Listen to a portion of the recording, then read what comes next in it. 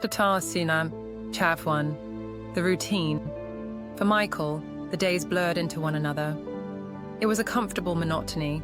Wake up, shower, make breakfast, drop off Lily at daycare, and head to the office.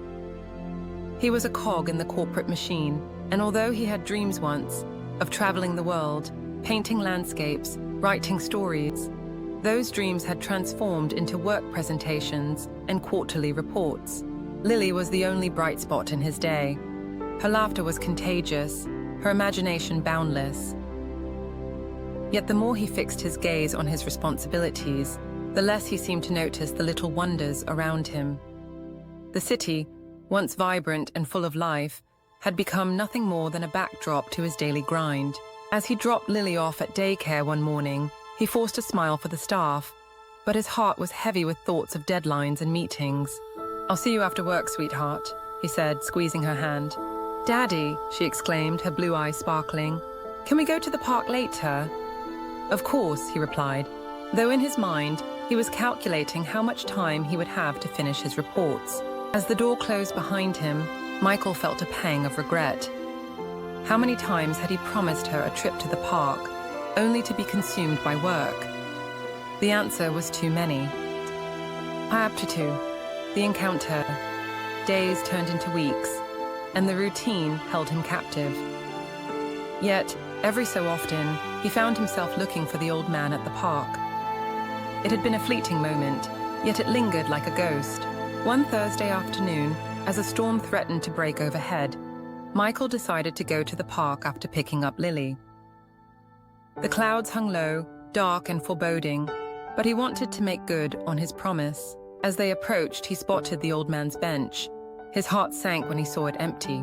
"No Birdman today," he mentioned casually to Lily. "Maybe he's fishing," she replied with a grin. "Yeah, maybe, he said, forcing a smile. Together they found a spot under a tree, and he watched as she collected acorns and twigs, crafting imaginary castles in the grass. "Daddy, look!" Lily shouted, holding up a twig like a scepter. "I'm the queen!" He chuckled, finally feeling the weight of his responsibilities lift, if only for a moment. But then the clouds opened, and rain poured, forcing them to seek shelter. They dashed beneath a nearby awning, laughing and squealing as the droplets danced around them. "Let's pretend we're on an adventure," she suggested, her eyes sparkling with excitement. "All right, Your Majesty. Where to next?" he asked, playfully bowing. "And let's find the secret treasure," she exclaimed. And for the first time in months, Michael felt a flicker of joy. He let go of the office, of the emails, of everything else that weighed him down. They spent the next hour hiding under the awning, laughing, weaving stories, and creating a world where they were explorers on a quest. When the rain finally stopped, the sun broke through the clouds, casting a rainbow over the park, and for a moment, everything felt right. Chapter 3. A change in perspective. The following week, Michael found himself reflecting more on the old man's words. The image of the family in the photograph haunted him.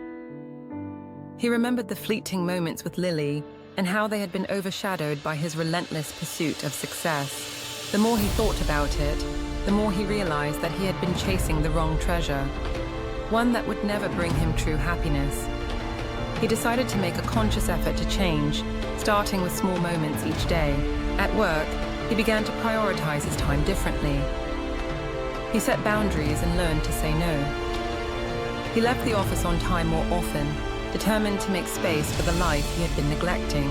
"Daddy, can we go to the zoo this weekend?" Lily asked one day as they sat on the couch together, her head resting on his shoulder. "Absolutely. Let's make a whole day of it," he replied, and for the first time he meant it. Chapter 4. The return to the park. Weeks passed, and the park became a regular part of their routine. Each visit brought laughter and joy, and yet, Michael still felt the absence of the old man. He wanted to tell him how his words had changed him, how they had opened his eyes to what truly mattered. One afternoon, as they sat on the grass, Lily pointed to the sky. "Look, Daddy, a bird!" Michael smiled, watching the bird soar, and then he felt a familiar presence near the old bench.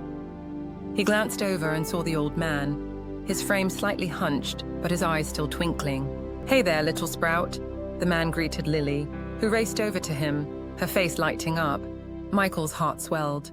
"You're back," he said, unable to hide his surprise. The old man nodded. "Didn't think I'd miss the best show in town." Lily giggled, and for the next hour, the three of them shared stories and laughter. The old man spoke of simpler times, of fishing and family, of the importance of cherishing each moment. "Time is the only thing we can't buy back," he reminded Michael. "Spend it wisely, son." Michael felt gratitude wash over him. He realized that the man had given him a gift far more valuable than any promotion or paycheck could offer, a new perspective on life. And Chapter 5, The Bond. As the months rolled on, Michael found himself more engaged, more present. He and Lily explored parks, museums, and nature trails. They played games, created art, and shared countless memories. One evening, as they lay on the grass watching the stars, Lily turned to him and whispered, "Daddy, I love you the most." Michael's heart swelled. "I love you too, sweetheart. You're my treasure." With each passing day, he felt more alive, more connected to the world around him. The burdens of work faded, and he began to see the beauty in the mundane, the way the sun filtered through the trees, the laughter of children, the warmth of a shared smile. Chapter 6. The Legacy. Years later, the city buzzed on. Michael, now a father of two, strolled through the park, hand in hand with his children. He had learned to balance work and family, to prioritize what truly mattered. As they passed the old bench, he paused, searching for the old man. He felt a sense of longing for the wisdom he had imparted, the spark that had ignited a change in him. "Do you think he'll come back?" Lily asked, her eyes wide with curiosity. "I hope so," Michael replied, a smile creeping onto his face. "He taught me how to live."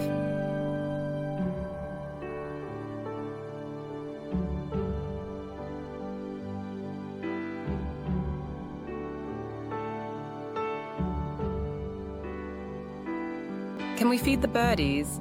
His younger daughter chimed in, and he nodded, feeling the joy bubble within him. They settled on the grass, and as they scattered crumbs, Michael caught a glimpse of movement out of the corner of his eye.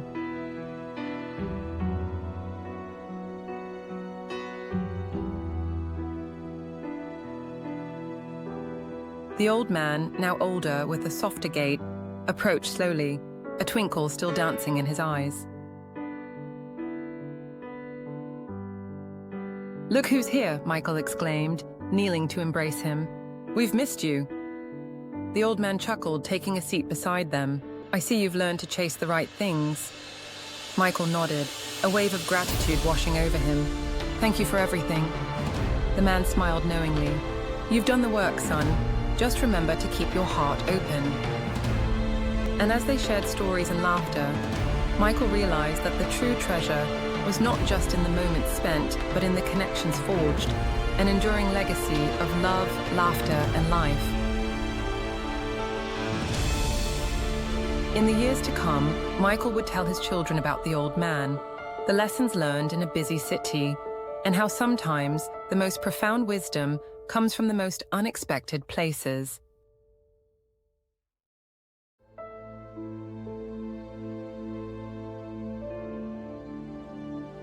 The city continued to buzz, but for him, it had transformed into a symphony of life, rich with memories and moments that mattered. And with that, he felt at peace, knowing that time was no longer just something to be chased, but something to be cherished. The end.